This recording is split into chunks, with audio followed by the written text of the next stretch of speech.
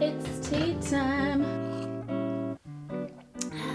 So you want to start selling your art? Here's some things you should know. But first of all, hi, I'm Brooke. I've been a full-time artist for almost 9 years now, and in my first year of painting full-time, I made over $30,000 from selling my paintings and my prints alone. And I've been living a comfortable and happy life, supporting myself from my artwork ever since. So if that sounds interesting to you, then let's get into it. And thank you to Framer for sponsoring this video. So the first and arguably the most important thing that you should know when you want to start selling your artwork is don't be afraid. I've had a lot of artists in the past ask me, when do I know when my art is good enough to start selling? And the answer is, you'll never know until you try. Fear is the biggest roadblock that prevents artists from getting their art career started in the first place. And I think it stems from this desire for everything to go perfectly right off the bat.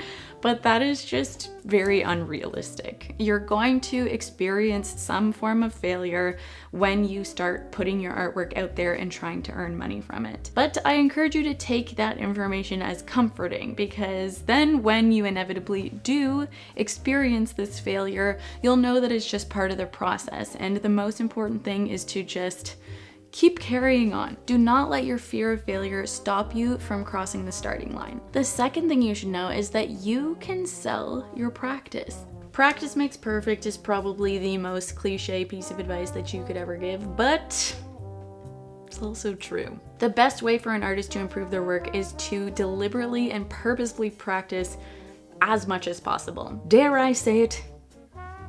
Every day. The good news is that you can sell your practice, but before we get into how, I want to tell you why. And this is because I think that at the beginning of your art career, you should consider everything that you make as practice. I think that making this mindset shift can really relieve a lot of the pressure that you're probably putting on yourself right now, thinking that everything that you make needs to be some kind of finished masterpiece. If instead you look at everything you create as practice or a stepping stone where every single painting or drawing or whatever is going to bring you closer to reaching your true potential as an artist, I think it's not only going to help you create more art with less friction, but it's also going to help keep you motivated to keep creating. I just finished reading Carol Marine's book called Daily Painting for the second time, and I think she makes some really good points on this subject. Her whole book is about painting small and often to become a more successful, creative, and productive artist. In my personal experience, I've also found there to be so many benefits of painting small and often, and I think that if you're at the beginning of your art career or maybe just starting to sell your work, taking this approach can be a really good idea. And according to Carol Marine, here are some reasons why. It fits into your busy schedule. So you may have a family to take care of or another job right now, and it can be really challenging to actually find the time to paint. But if you are painting something small every single day that maybe takes only an hour, it becomes so much easier to commit to and to form a habit out of, and then the task of painting becomes way less daunting. You're more inspired to experiment and you're less emotionally involved. So if you're only working on larger paintings, usually it's more of a financial commitment because of the cost of materials, and it's a time commitment to finish a larger work. And so this creates a lot of pressure for you to make the painting into something special. And then if it doesn't turn out that way, it can be pretty devastating. With painting small and often, you can try different things every single day, and then if something doesn't work out, it's not that big of a deal. Painting small and often also facilitates quick growth and boosts your confidence. If you're only painting once a week or once a month, it's sometimes hard to remember what worked from the time before. But if you're in the habit of painting every single day, then you can apply what you learned in your Monday painting session when you go to paint on Tuesday, and the same thing on Wednesday. And these little adjustments made every single day will help you improve so much faster. And as you improve, you'll gain more and more confidence in your abilities as more and more of your paintings turn out. The list goes on, and if you want to learn more about it, I would recommend giving this book a read, especially if you're into still life painting, because Carol Marine is a real master. So I will leave the link to this book in the description below. All this to say, I think that your best work really comes from creating often instead of only focusing on trying to perfect a few pieces of art. And to really drive this point home, I want to read you a little passage from James Clear's Atomic Habits. On the first day of class, Jerry Uelsman, a professor at the University of Florida, divided his film photography students into 2 groups. Everyone on the left side of the classroom, he explained, would be the quantity group. They would be graded solely on the amount of work they produced. On the final day of class, he would tally the number of photos submitted by each student. 100 photos would rate an A, 90 photos a B, 80 photos a C, and so on. Meanwhile, everyone on the right side of the room would be in the quality group. They would be graded only on the excellence of their work. They would only need to produce 1 photo during the semester, but to get an A, it had to be a nearly perfect image. At the end of the term, he was surprised to find that all the best photos were produced by the, you guessed it, quantity group. During the semester, these students were busy taking photos, experimenting with composition and lighting, testing out various methods in the darkroom, and learning from their mistakes. In the process of creating hundreds of photos, they honed their skills. Meanwhile, the quality group sat around speculating about perfection. In the end, they had little to show for their efforts other than unverified theories and 1 mediocre photo. Have I made my point?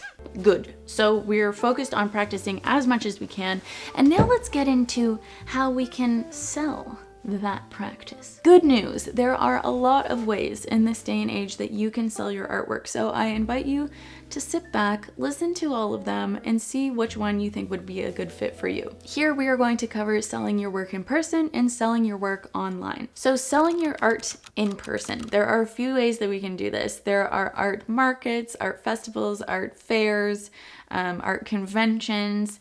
The very first time that I ever sold my art to a stranger was at this little market that my yoga studio was randomly hosting one weekend, and I painted a bunch of little 5x7 paintings on miniature easels, and I sold them for $20 a pop, and that was a really good experience for me. It was a chill event and the stakes were low, so I didn't feel a lot of pressure, and I priced my work low enough that I ended up selling a lot, and that was really good for my confidence and also gave me the courage to then participate in bigger things like juried art fairs. I think that these little local markets are a great way to start selling your work. Depending on the market, usually there's little to no financial commitment, meaning you don't have to pay an arm and a leg to participate.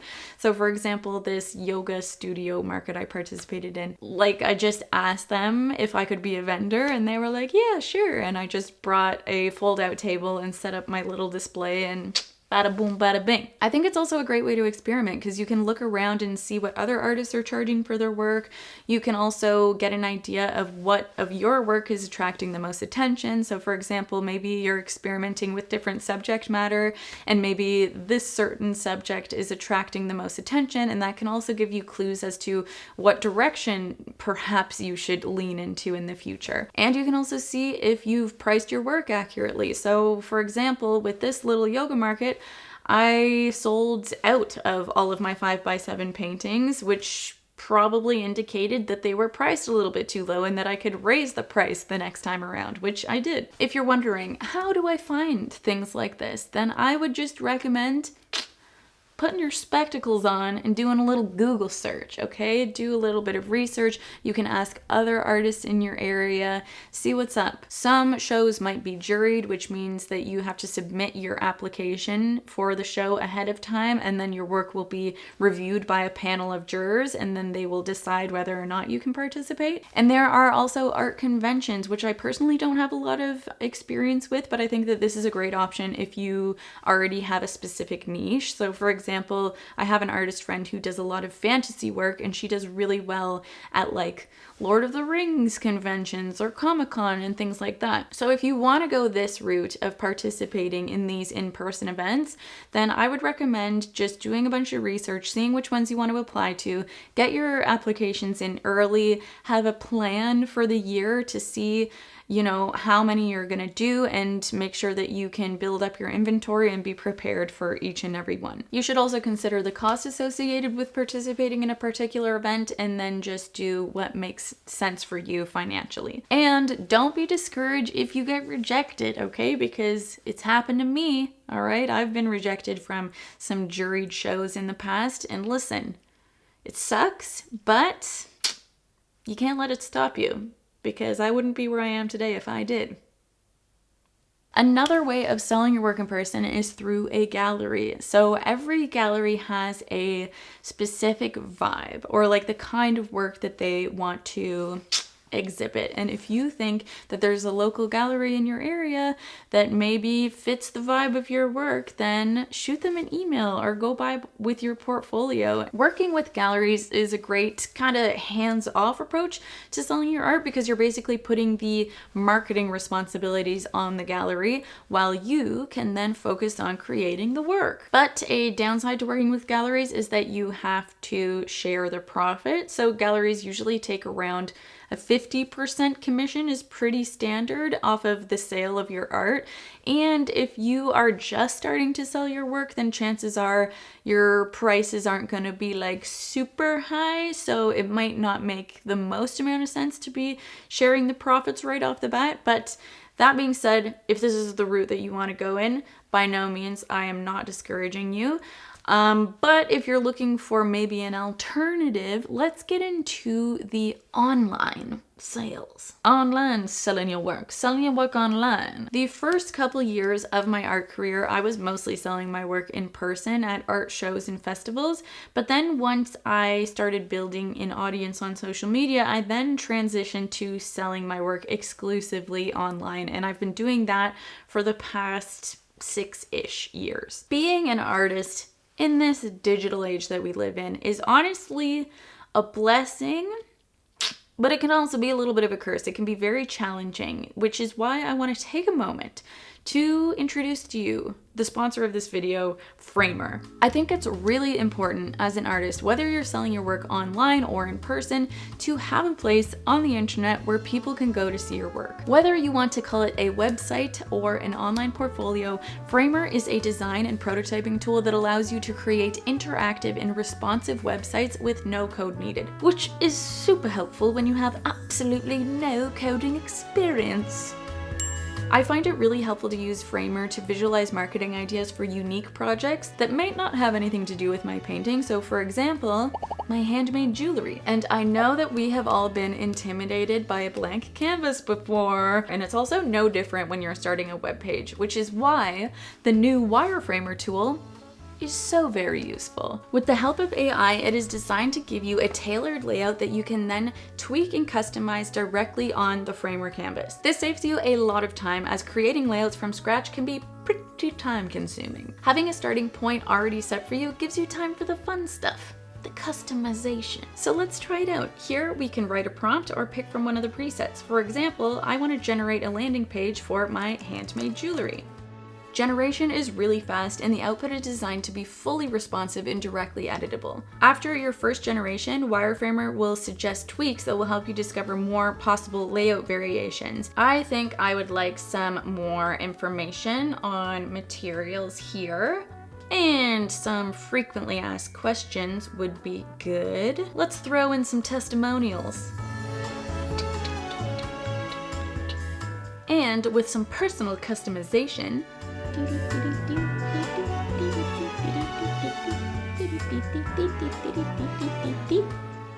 just like that, we have an interactive and responsive landing page ready for publishing. Wireframer also gives you starting points not only for landing pages, but also for personal pages, portfolios, blogs, you name it. So click the link in the description to check out Framer's new features. And thank you to Framer for sponsoring this video. So if you want to sell your work online, you have to get yourself some kind of online portfolio or website. This is what you can direct people to when they want to see your work. And I'm not just talking about an Instagram page, okay? I think that you should also treat your Instagram page like an online portfolio.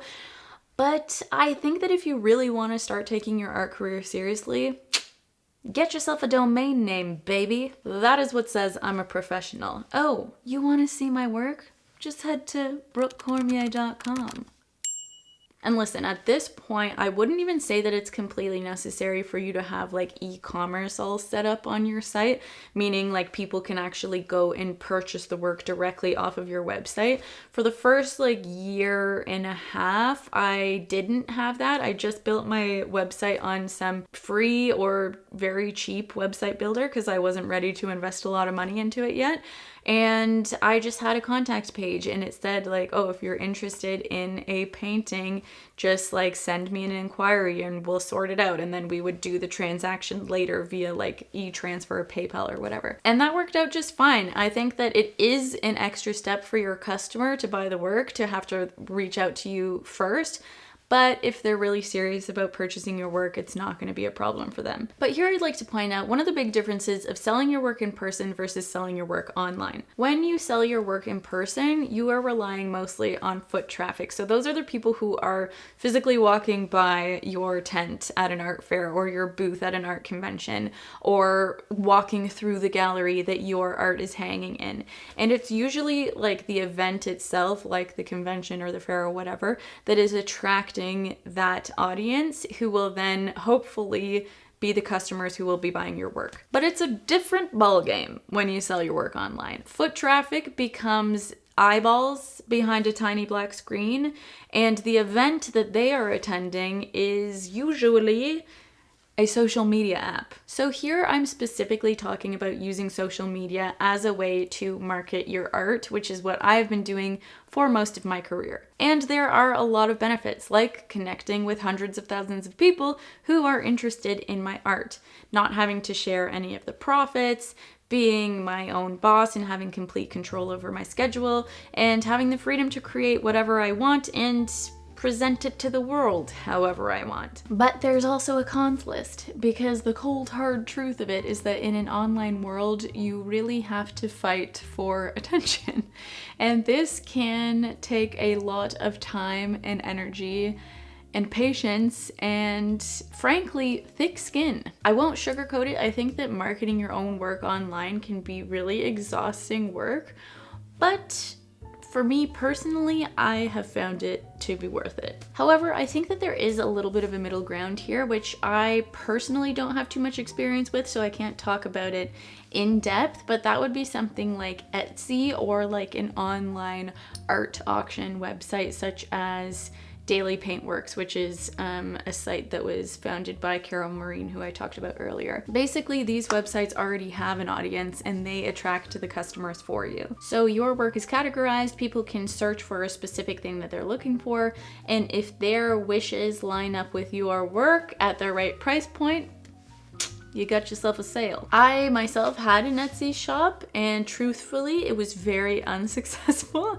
I'm not exactly sure why. Honestly, I did not put any effort into it whatsoever, so maybe that had something to do with it. But I know that there's a lot of artists out there who are very successful on Etsy, so if you're one of those artists, I'm sure that we could all learn from your experience, so please write us in the comments, why don't ya? So those are a few different ways that you can sell your work. And if you think that I missed anything, then please also just write me in the comments and let me know. Something to remember is that every artist is different, and something that works for me may not necessarily work for you, and vice versa. We all have different ideals for what we want out of our own art careers, and I think it's just a matter of finding the thing that works best for you, or the combination of things that work best for you. And that is just gonna take some time. And I've been doing this for almost 9 years now, and I'm still figuring it out.